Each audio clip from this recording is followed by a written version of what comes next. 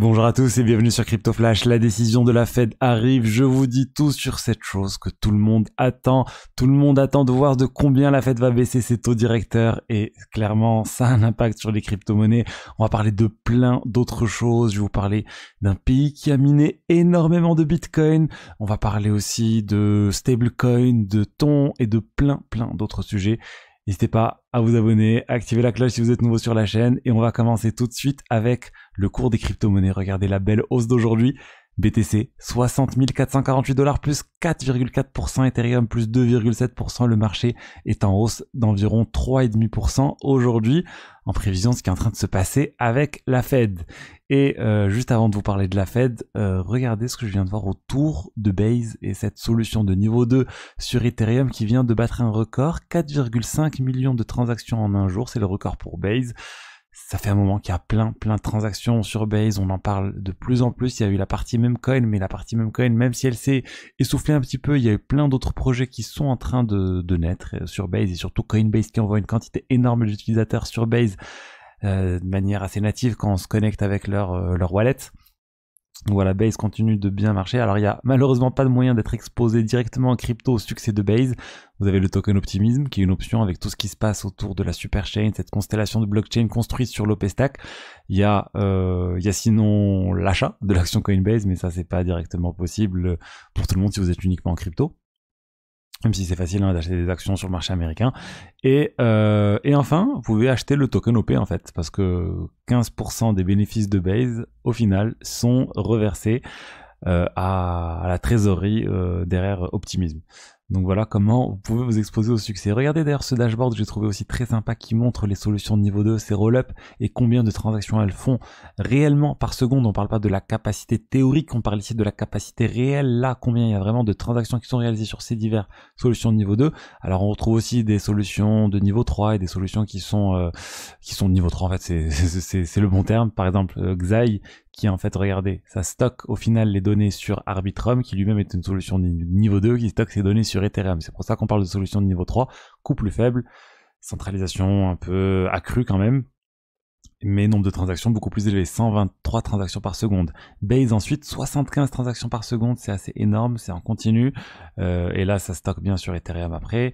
On a aussi Gravity, on a Ethereum avec 15,9 transactions, et le reste, vous pouvez voir qu'il y a beaucoup moins de transactions par seconde que même le réseau Ethereum principal, c'est-à-dire que il y a des blockchains, par exemple, prenons Zk-Sync ou Scroll, qui sont capables de réaliser beaucoup plus de transactions par seconde, mais concrètement, il n'y a pas suffisamment d'utilisateurs sur ces solutions pour le moment. Donc là, c'est un bon dashboard pour évaluer l'utilisation réelle de ces blockchains. On a parlé aussi de la TVL qui est un bon indicateur, mais voilà, j'aime bien aussi voir à quel point une blockchain est utilisée. Ensuite, est-ce que vous connaissez le Bhoutan, ce pays d'Asie? C'est assez fou. Ce qu'on vient de découvrir sur ce pays, c'est que il aurait en fait 780 millions de dollars de Bitcoin et holderait ces Bitcoins. Ça nous vient d'Arkham, l'un des spécialistes de l'analyse on-chain. Ils ont trouvé le wallet du Bhoutan et voilà, on peut le suivre en direct sur la plateforme. 780 millions, et d'où ça vient? Tout simplement, ça vient du minage de Bitcoin. Ils ont fait un partenariat avec un gros mineur de Bitcoin il y a quelques temps, et Bitdeer, et grâce à ça, ils ont pu construire des fermes de minage, ils ont pu collecter une partie des Bitcoins qui ont été minés, et c'est juste énorme, c'est 780 millions, ça représente une quantité énorme pour ce petit pays. Il y a moins d'1 million d'habitants dans le Bhoutan, et ils arrivent à avoir autant de crypto. Donc on va voir ce qui va se passer autour de ça. Ça fait beaucoup moins de bruit que le Salvador, par exemple, le Bhoutan, mais il pourrait en faire beaucoup plus parce que c'est juste énorme. On va arrondir à 1 milliard de dollars pour 1 million d'habitants. Imaginez des pays, je sais pas, comme la France, s'ils avaient une proportion égale, ça serait plusieurs milliards de dollars de Bitcoin, voire des dizaines de milliards de dollars de Bitcoin. Enfin bon, je vous dis, moi je suis persuadé qu'on est au tout début de l'adoption des cryptos et du Bitcoin par les États. Je pense que le monde n'est pas prêt par ce qui va se passer quand les États, vraiment, quand on aura de gros États qui vont se mettre à acheter, à détenir des cryptos. Alors, ensuite, on va parler de la hausse des taux, ou plutôt de la baisse maintenant des taux directeurs de la Fed. La réunion a lieu là aujourd'hui, mercredi. Là, on est dans la nuit du mardi à mercredi quand j'enregistre cette vidéo, mais mercredi, on va avoir cette baisse des taux qui va être annoncée. Et alors à la surprise générale, ça a changé. Tout le monde s'attendait à une baisse de 0,25 points. Ça commence à évoluer vers 0,5. Et là, en fait, le marché s'attend globalement à une baisse de 0,5 points. Regardez, sur Polymarket, 55% de chance d'avoir plus 0,5% de baisse, 45% de chance d'avoir une baisse de 0,25%. Sur le site du CME Group, qui est une estimation aussi auprès des professionnels, on a pareil, plus de chance, 63% de chance d'avoir une baisse de 0,5% et 37% de chance d'avoir une baisse de 0,25%. Donc c'est plutôt en phase, même si on voit bien que là, le CME, ils sont beaucoup plus orientés sur cette baisse de 0,5%.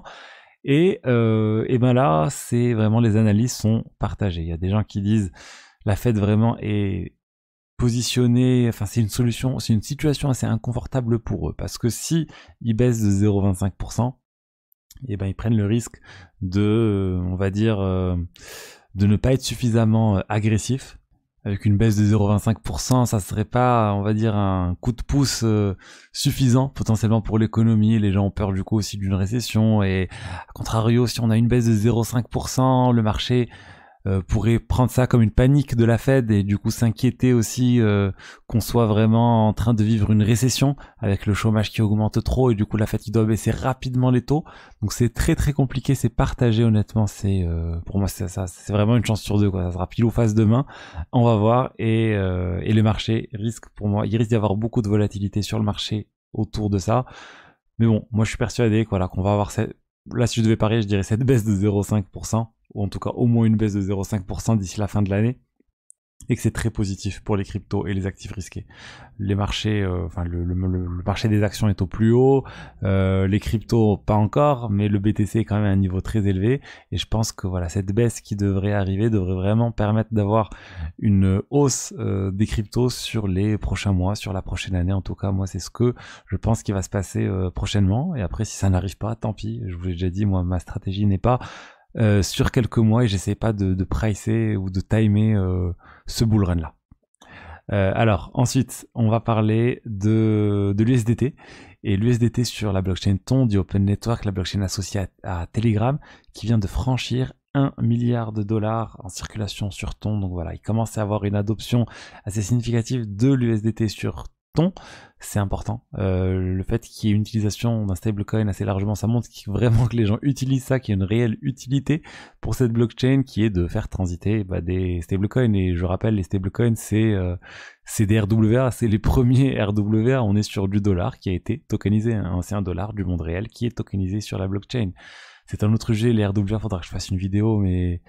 Bref, il y a plein de choses à dire. En tout cas, les grands gagnants actuellement de la thématique RWA, et c'est pas des projets crypto, c'est Circle, c'est Tether, c'est BlackRock aussi d'une certaine manière avec leur fonds Beedle. Alors, donc je vous dis bonne nouvelle pour TON avec l'USDT, et aussi un partenariat qui vient d'être annoncé entre TON et Curve Finance. Curve Finance, cet exchange décentralisé, ils sont en train de choisir une équipe qui devrait permettre de développer le fonctionnement de Curve sur la blockchain TON, parce que le code n'est pas le même, le langage n'est pas le même, il y a des choses qui devront être modifiées, et là en fait ils ont, en participant à cette sorte de concours où les gens peuvent venir et essayer de candidater pour être autorisés à développer l'équivalent de Curve sur TON, et ben c'est une opportunité, parce qu'en théorie la licence de Curve ne permet pas à n'importe qui de copier le code tel quel et de le déployer. On est censé obtenir une licence auprès de la société ou du DAO, et là ça facilite les choses. Donc il y a des équipes pour moi qui vont accepter tout ça, qui vont venir développer Curve sur TON, et c'est une très bonne chose pour Curve, et aussi pour TON. Il va y avoir sûrement un nouveau token, un airdrop aux utilisateurs de Curve, etc. Donc bon, en tout cas, bonne chose que TON s'intéresse vraiment à la finance décentralisée, et c'est quelque chose qui devrait se développer assez massivement, je pense, prochainement. Et l'avantage, on rappelle, de TON, c'est le lien avec Telegram. Ensuite, on va parler du ratio ETH-BTC, qui est au plus bas en fait depuis 2021. Vraiment, ça fait que baisser maintenant depuis un moment. Personnellement, je garde mes convictions sur l'Ether par rapport au BTC. Je suis fan des deux, hein, je vous l'ai suffisamment dit, mais je suis plus exposé à l'Ether que le BTC. Je fais pas de réallocation là avec tout ce qui se passe. je garde cette cette vision que sur longtemps, sur du long terme, l'Ether, je pense, va surperformer le BTC. Mais les deux vont évoluer, hein, globalement pareil. Donc je sais pas, par exemple, si on a l'Ether qui fait un x2, si on a le BTC plutôt qui fait un x2 à, on va dire, supposons le BTC à 120 000, et ben je vois plus l'Ether au moins à 6 000 ou 7 000. Donc je le vois vraiment faire une meilleure performance que le BTC à ce niveau-là, mais je garde les deux. Et s'il ne fait pas une meilleure performance, tant pis, j'aurai encore la quantité de Bitcoin que j'ai. Alors ensuite, on a parlé de l'Ether, je voulais vous parler de Donald Trump et de son projet, on en sait plus même s'il n'a pas donné trop de détails. Il y a eu un très très gros live qui a été fait, on a appris certaines choses, nous il y a la confirmation qu'il compte bien faire une levée de fonds, une public sale, ça sera pour les investisseurs accrédités. En dehors des États-Unis, je ne sais pas s'ils vont ouvrir à tout le monde, en tout cas ils pourraient, mais pour les États-Unis, ça sera bloqué uniquement pour les investisseurs accrédités. C'est quelque chose d'assez compliqué à avoir. Il faut gagner, je sais plus de 250 000 $ pendant je sais pas combien de temps, ou avoir $1 million de network, donc de network de capital. Enfin bon, c'est pas ouvert à tout le monde et ça permet de rentrer dans le cadre réglementaire et de pas être embêté par la SEC après. Mais en tout cas, c'est juste énorme. On est clairement en train de voir potentiellement le futur président des États-Unis qui est en train de lancer son projet de finances décentralisées. Imaginez d'un point de vue régulation à quel point c'est bullish ça si Trump passe.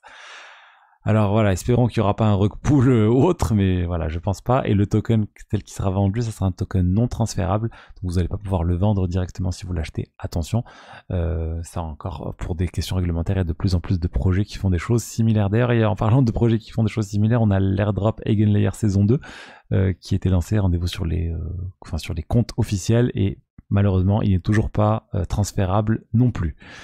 Donc voilà ce que je voulais vous dire aujourd'hui sur les diverses actualités crypto. J'espère que le contenu vous a plu. Si c'est le cas, n'hésitez pas à liker, commenter, vous abonner. Je vous dis à demain pour la suite et vous trouverez dans le lien, dans la description plutôt, plein d'informations supplémentaires. Si ça vous intéresse de rejoindre mon accompagnement, vous avez aussi un lien pour réserver un appel avec moi.